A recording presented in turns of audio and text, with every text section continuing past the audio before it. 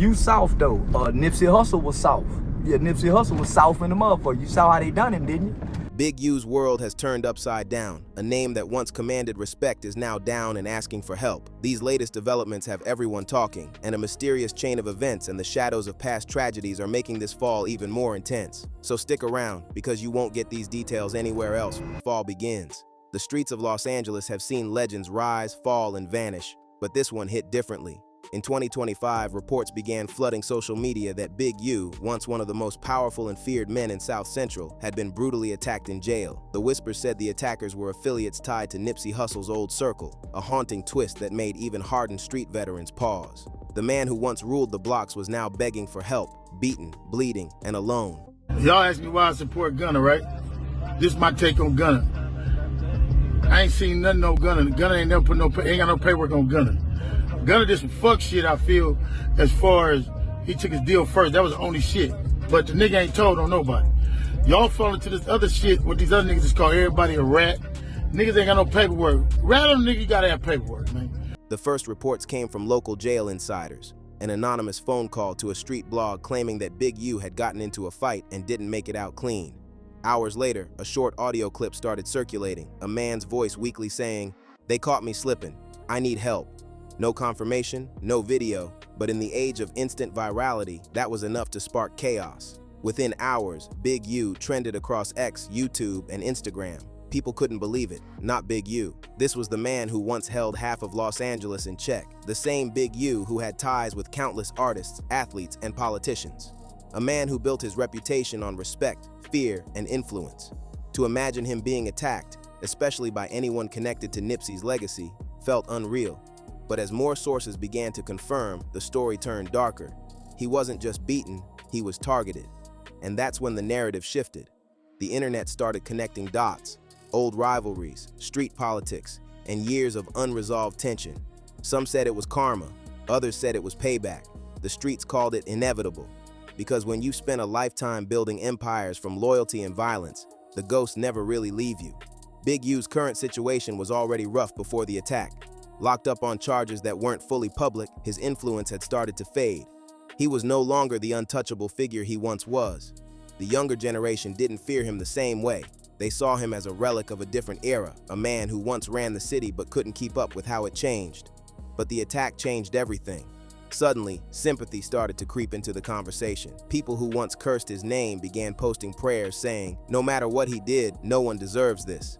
Meanwhile, others weren't so forgiving. "He made his own bed," one comment read. "Now he's sleeping in it." What made it even more twisted was who the attackers were rumored to be, people with indirect ties to Nipsey Hussle's old neighborhood circle. For years, Big U's name and Nipsey's have been entangled in stories of brotherhood, betrayal, and pain. Now, even in death, Nipsey's shadow seemed to find its way back to him. You soft though. Nipsey Hussle was soft. Yeah, Nipsey Hussle was soft in the motherfucker. You saw how they done him, didn't you? Nipsey Hussle had to pay protection to Big U. You saw how they done him, and Nipsey Hussle was soft. I ain't paying protection. I ain't gotta go to Big U and tell Big U, say, "Big homie, I ain't giving you no more of my money." And Big U said, "Nigga, yeah, you gonna pay for protection, nigga." From the outside, it looks like another headline, another gangster story gone wrong. But inside those walls, it's survival. And for Big U, the man who once taught others how to stand tall in chaos, it's the ultimate test. Because when the empire crumbles and the soldiers disappear, all that's left is the truth. And the truth right now is simple. The king of South Central is down, and the world's watching to see if he ever gets back up. Streets remember. Before the mugshots, the jail rumors, and the viral headlines, there was a time when Big U's name echoed through every corner of South Central Los Angeles, not as a villain, but as a force. In the 80s and 90s, when LA was boiling over with tension, he wasn't just part of the streets, he was the streets. A rolling 60s Crip, a natural leader, and a man who learned early that power came not from words, but from respect. When Nip died, he gave us more opportunities. Like, even from when he was alive, we were people that he would come pick up.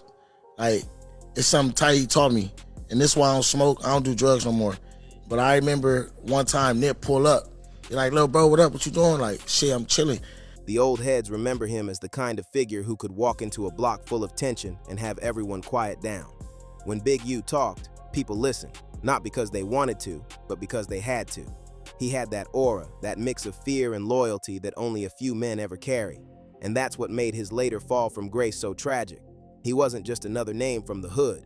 He was a symbol of how much one man could control. In the early 2000s, when hip-hop began to intertwine with LA street politics, Big U became a bridge between two worlds, the hardened streets and the rising music industry. He was the man behind the curtain, helping guide young rappers, offering protection, and building connections that stretched beyond Crenshaw. He knew everyone, from underground hustlers to Hollywood elites. That's how his path first crossed with a young, hungry artist from his own neighborhood, Nipsey Hussle. To Nipsey, Big U wasn't just another OG, he was a mentor, a blueprint for survival. Big U saw potential in the tall, soft-spoken kid who could rap about real life and still command respect in the streets. In those early days, Nipsey was moving under his wing, learning how to balance business and loyalty, art and survival. Together, they built more than music. They built community programs, youth outreach projects, and a vision for a better Crenshaw. Big U often said he wanted to turn the neighborhood from a war zone into an empire. And for a while, it worked. The violence slowed down. Kids looked up to something other than gang names. The dream felt real. But in LA, peace never lasts forever. Whispers started spreading about money, control, and power. Some said Big U wanted too much credit. Others said Nipsey wanted more independence. Slowly, the bond that once held strong began to crack. The respect remained, but the trust faded. By the time Nipsey's fame exploded, Big U had already stepped back, focusing on other ventures.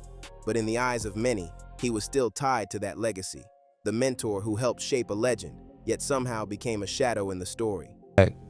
I hate how all these people coming out of, you feel me, nowhere, saying all this Nipsey shit when he passed, and it's like, I just wish the homie would have knew that these people fucked with him when he was alive, you know what I'm saying? Now, as news spreads of Big U's downfall in jail, the streets can't help but look back. They remember the man who once united the block, protected his people, and gave opportunities when no one else would. But they also remember the mistakes, the pride, the power struggles, and the enemies left behind. The same streets that once screamed his name are whispering it again, only this time, not in fear or respect, but in disbelief. Because no matter what you think of Big U, one truth remains. LA never forgets its kings, even when they fall. Brothers break. There was a time when Nipsey Hussle and Big U were like family. Mentor and student, OG and prodigy. Two men from the same block, sharing the same dream, lifting Crenshaw out of the darkness. But as fame, money, and politics entered the mix, that brotherhood began to crack. What started as mutual respect slowly turned into silent distance, and eventually, full-blown tension. In the early years, Nipsey would speak highly of Big U in interviews. He credited him for keeping him grounded, for showing him how to move safely through the streets and industry. Big U, in return, would praise Nipsey's mind and hustle, calling him a symbol for what real change looked like. But behind the smiles and nods, something was brewing. Nipsey, I gotta ask you, man, why did you slap that dude last year? You talking about at the BET thing? Yeah, honestly, because for one, you like one of the most chill brothers. So when we saw it, we was like, he deserved it. He must have deserved deserved it. it. He did something. Right. You know, we men. Yeah. Sometimes somebody say the wrong thing to you and you'll fly off your handle. You know what I mean? That's all that took place. It was just some... It wasn't just about pride, it was about power.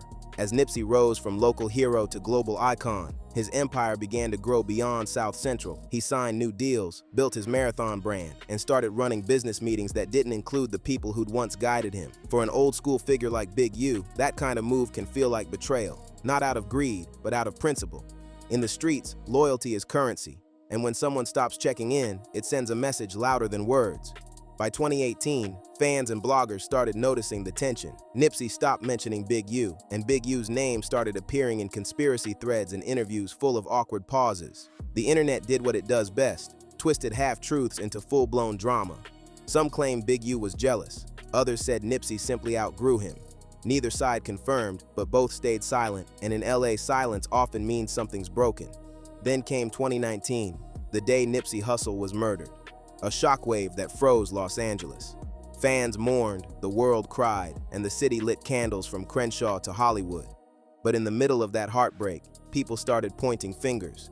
Everyone wanted answers, and some turned toward Big U.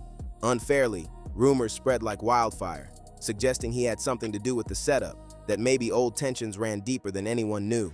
There was never any solid proof, just gossip, pain, and grief blending into chaos. Big U denied it all, calling the accusations disrespectful to both Nipsey's memory and his own. Still, the damage was done. The internet had made up its mind. For some, he would forever be the man who once stood next to Nipsey but wasn't there when it mattered most. When Nipsey died, right? When Nipsey got killed, we probably had about 375, 400 kids that was in our program. And I had the travel basketball team. We had a contract with Adidas that was worth about $3 million that Kanye West gave us. Wow. And then I had like a bunch of other different contracts. Years passed, but the shadow never left. Every time Big U's name appeared online, the comments came flooding back. He did Nipsey dirty. He fell off. He's next. It became his curse, to live with the ghost of someone he helped rise, yet never escaped the blame.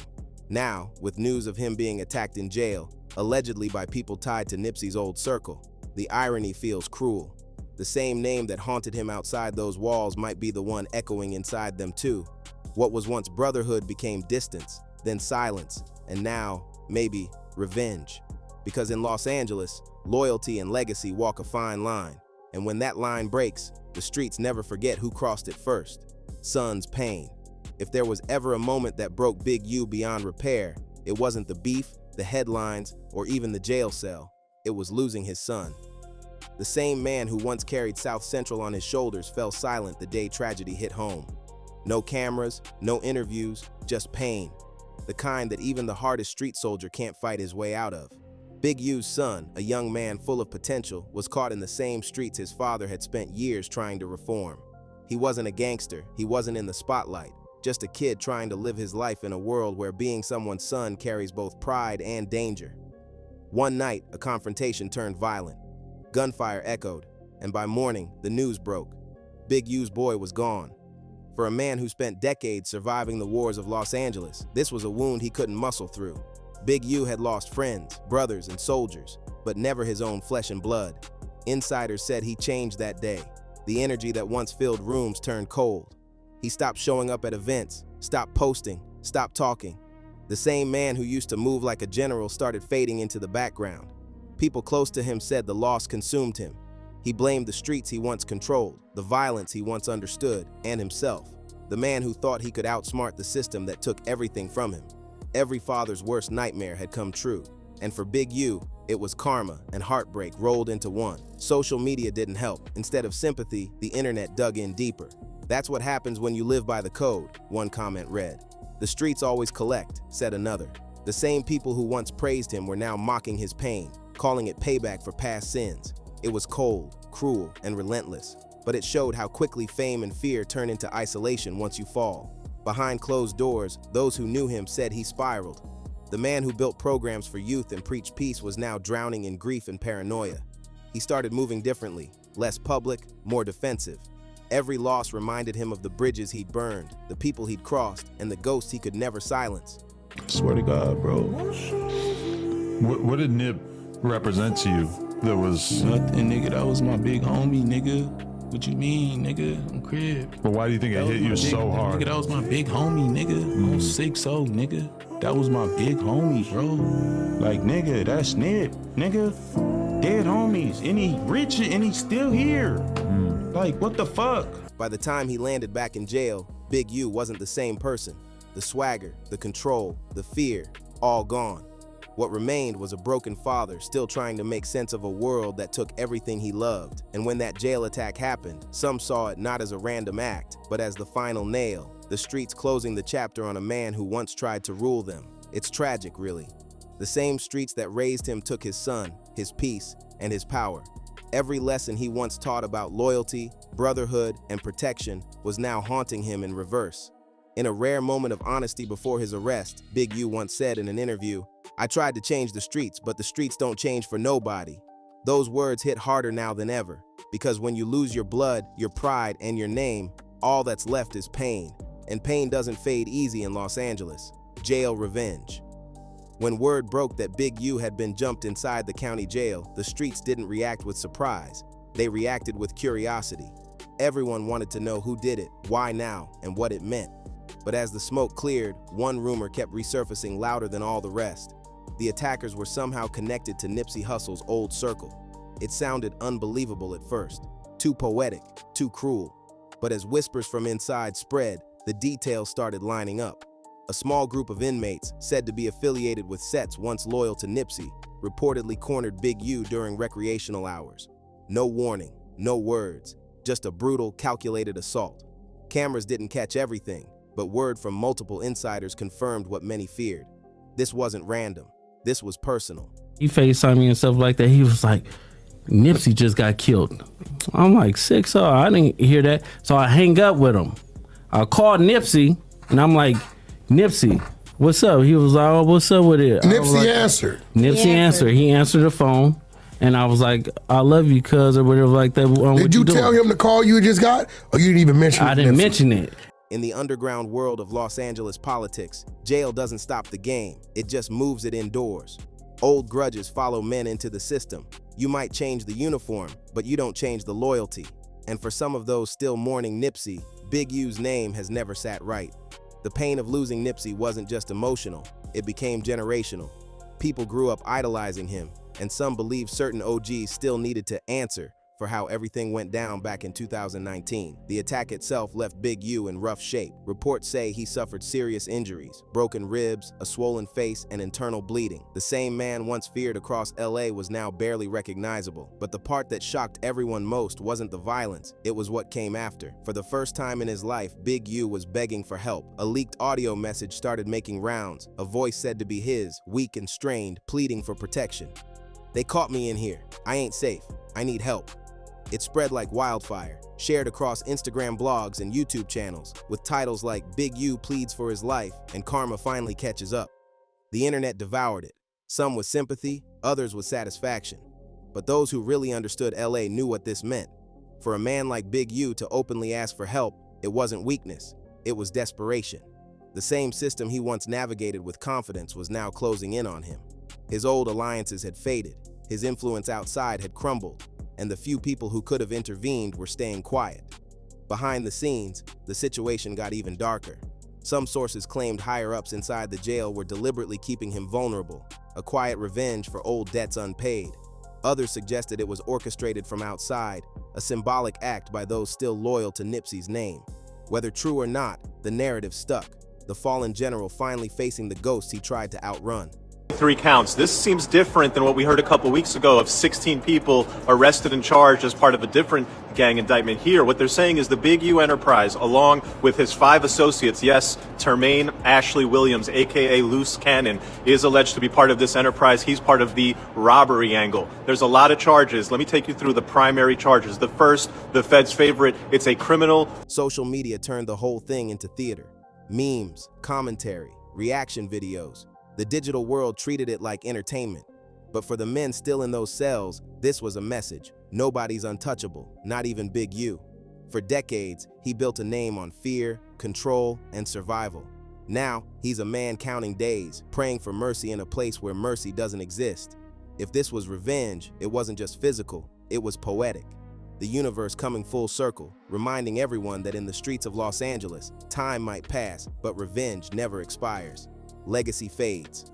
For years, Big U's name stood like a monument in Los Angeles, a figure you didn't question, a man whose story was written in loyalty, fear, and street code. But now, in 2025, that monument is crumbling. The once feared general is sitting behind bars, bruised, alone, and begging for protection from enemies he never thought he'd have to fear. The man who once controlled the city's pulse is now fighting to stay alive in silence. The attack inside jail didn't just bruise his body, it broke his myth. For decades, Big U's reputation had been untouchable, wrapped in stories of power and influence. But when the news hit that he'd been beaten, possibly by people connected to Nipsey Hussle's legacy, the world saw something different: vulnerability. That single word shattered everything he'd built, because in a world built on image, once you look weak, it's over. You could feel the shift across the culture. Street legends, rap blogs, even older Crip members. Everyone had something to say. Some called it karma, others called it tragedy. A few still defended him, reminding the world of the community programs he built and the young lives he tried to save. But most couldn't ignore how poetic it all felt. The same man who once guided Nipsey's rise was now facing his own public fall, and the irony was too sharp to miss. But this isn't just about one man. It's about what his story says about the streets themselves. For every Big U, there are 100 others trying to balance power, loyalty, and legacy, and losing everything in the process. You can build peace, preach change, and create programs, but the streets have long memories. Every old beef, every betrayal, every broken alliance, it all comes back eventually. In a quiet moment before his arrest, Big U once said, "I just want to be remembered right." But the truth is, legacy isn't something you control, it's something people decide for you. And right now, people are rewriting his. For some, he'll always be the OG who gave back, who tried to show young men another way. For others, he'll remain the symbol of what happens when power turns to pride and loyalty turns to silence. The footage of him, injured and asking for help, made its rounds online, a painful reminder that even the strongest fall. And just like that, Big U went from a name that demanded respect to a warning whispered across the city.